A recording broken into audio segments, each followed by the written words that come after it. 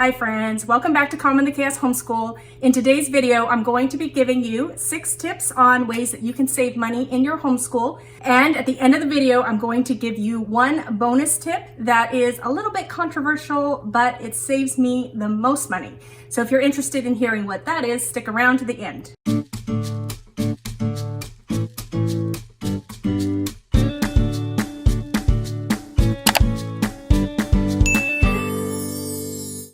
Today's video is a collaboration hosted by Shariah from Shariah Maurice and Shauna from Homegrown Homeschool. So when you're done watching this video, don't forget to check out the playlist below. There'll be a lot of homeschool moms sharing their tips for how to homeschool more affordably. So my first tip for you is to pre-plan your school year. I like to use a spreadsheet to plan out all of my kids' curriculum, and I make sure I write everything down that I'm planning. And I try to fill out most of my year before I start purchasing the new school year, because I feel like if you just purchase as you go, if you don't look at the whole picture, sometimes you'll spend more money than you need to by overlapping subjects or overlapping, especially for language arts. So I think it's always helpful to have the year plan planned out mostly before you start purchasing the curriculum for the new school year. Also, when you have this year plan and you're ready to go and you know what you want, you've already decided on what things you want, so you can start looking out for those deals. If you don't have something like this that you use to plan, I will link in the description box below my year plan schedule and the schedule that I use for planning out the school year. I will also link a video below that talks about how I fill it up. So my second tip is teach your children together as much as possible. Of course, this depends on your family dynamics and if this works for you. My 4 kids are very close in age, so I am able to teach a lot of our subjects together. So there is a spread of about 4 years, but I find for many subjects that is still very doable. So we do a lot of subjects together, like history, geography, science, even some language arts, and even sometimes some math. So that is a tip for you. If you teach all your children together, or as many children together as possible, you only have to get that one curriculum for all your children or for multiple children. So that was tip 2. Tip 3 is, whenever possible, if you have more than one child, look at purchasing a PDF file instead of purchasing the print. Not all curriculum come in a PDF, but if they do come in a PDF, always be sure to compare the prices. Of course, when you purchase a PDF, you do have to take into account the printing, but I find that especially when you're doing units or things that you can use for multiple children over the years, if you have multiple children, purchasing the PDF is really a great way to go. Some examples of curriculum that I purchased the PDF for is Math Mammoth. So I have all the levels of Math Mammoth, and we can use that as supplemental math throughout all the years up until about 7th grade. And if that was your main math curriculum, that would be a super affordable way to get all of your math curriculum for all of your students. Another example is The Good and the Beautiful Handwriting. I always purchase the PDF file because then my kids can do the levels over and over again. So I have 4 kids going through the PDFs that I purchased from The Good and the Beautiful. Of course, it helps to have a really good printer. And that was something that I did purchase my first year of homeschooling that has made this much more affordable in the long run. I did purchase the Epson EcoTank. And what is so great about this printer is you can print thousands of color pages and you only have to fill up every once in a while. I would say I fill up about once a year, or maybe I can go a little bit longer. It just depends on how much I'm printing. But I did a lot of unit studies where I printed off hundreds of pages, and I've only had to refill once since 2 years ago.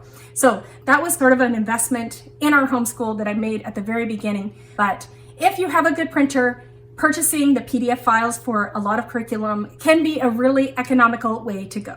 Tip number 4. So if you've been around my channel for a while, you'll know that we are a Charlotte Mason inspired literature-based homeschool. And so we do love a lot of books. We read a lot of books in our homeschool. One of my tips is, whenever possible, borrow the books from your library. Of course, this will depend on how well stocked your library is, but I have found that many of the guides that I've purchased, I can get the books from my library. So another tip that goes along with this is, if there's a book that your library does not have, you need to ask the librarian or check online and see if that library will order a copy for you.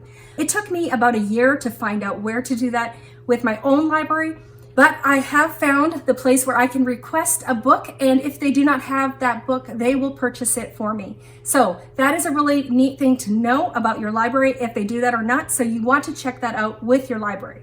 Another thing is, in order to get through all the books that we read, we do a lot of audiobooks, and the library is often a great way to get audiobooks for free. My fifth tip is to buy books used whenever possible. You want to be in the Facebook groups of the curriculum sale and resale areas to check and find the curriculum that you're looking for the new year. Of course, when you're buying used, you want to make sure that you are getting what you want, that you are very careful in reading the description and asking the person who's selling the books some questions to make sure you're getting it in the condition or all the books that you are wanting. But I find that buying used is a great way to cut some costs. And this leads into my sixth tip: sell your curriculum when you're done with it. So I always try to sell the curriculum that I have as soon as I can. As soon as my last child has used it, as soon as we don't need it anymore, I am in those Facebook groups, I am on eBay, I am wherever it makes the most sense for me to sell the curriculum. I'm in there selling my curriculum. So if you buy used and then you sell it as soon as you can, you'll often get back a lot of the money that you spent in the first place. Of course, some things depreciate as new editions come out and things like that, but you can often recoup quite a bit of what you spent, especially when you purchase used to begin with. So those are my 6 tips on how to do homeschooling a little more affordably. So now for my bonus tip, or my final, more controversial tip. This is what we do ourselves. We actually homeschool through the Parent Partnership Program in our public school. So that means technically we are not homeschoolers. It is called home-based education, and every program is different. In some places, these are called charter schools. In our area, it's called a Parent Partnership Program, and it's considered an alternative education or a home-based education. So every program is a little bit different, and you'll have to look and see if they have these types of programs in your area. And even in our area, all the different programs are slightly different. There are certain laws that they all have to follow within our state, but they all are run slightly differently. So of course, when you sign up for something like that, you are having to adjust some of the things that you will do in your homeschool.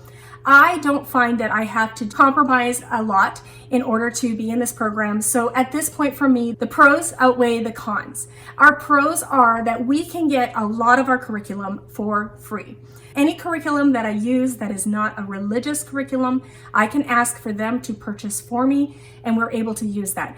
And I am not personally, I don't really feel the need to do everything in my homeschool to use religious curriculum for everything. Of course, our faith is intertwined with everything that we learn, and I feel that just me teaching it and me being there, presenting the ideas and talking about our points of views on different things, that's how we want our homeschool to be anyways. So I don't have a problem with finding the non-religious curriculum that I love using with my family. So any kind of religious curriculum that I want to use, I just use my own money to purchase that. However, I would say at least 3/4 of our curriculum we don't pay for because we are part of this Parent Partnership Program. Another thing that we do is we meet with a teacher on a regular basis. Really, we don't really even do much. We just chat at the end of the year when we're purchasing our curriculum, talking about the curriculum that we want to purchase. There's a lot of freedom. I pick all my curriculum, and they just double check and make sure it's not religious and if they can purchase it for me. And then we just chat once in a while to see how the kids are doing. Once a month, I write a report on the curriculum that we have used, that they purchased for us, and what we've done. It's very relaxed. There's no pressure to really do things at a certain pace or to make sure we cover all of the subjects all of the times, but over a month, it's often very easy to add what we did for that month. Another thing that could be a con or a pro is my kids get to do some extracurricular activities at the place that the school is run. It's very informal. There's 6 to 8 kids. It's art classes, music classes, science experiments, just extracurricular things. So the pro is they get to do that. The con is they have to do at least 1 class a week, which is not a really hard thing to do for us. And of course, the kids really enjoy it. So that is what our Parent Partnership Program is like. Like I said, every program, the charter schools that are available are all different.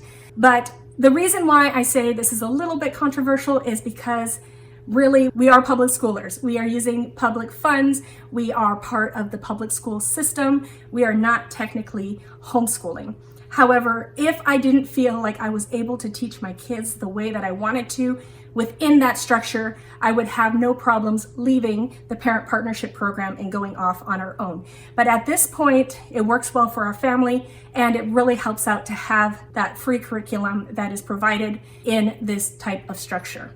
So those are my 6 tips plus my bonus tip on how we save the most money with homeschooling. Thank you so much for coming today. Don't forget to check the playlist below to see what all the other moms do in order to homeschool more affordably. I'm sure there's going to be some really great tips that are going to help you in your homeschool journey, give you ideas on how you might save some money on this journey. Thanks for coming, and I hope to see you in my next video. Goodbye, everyone.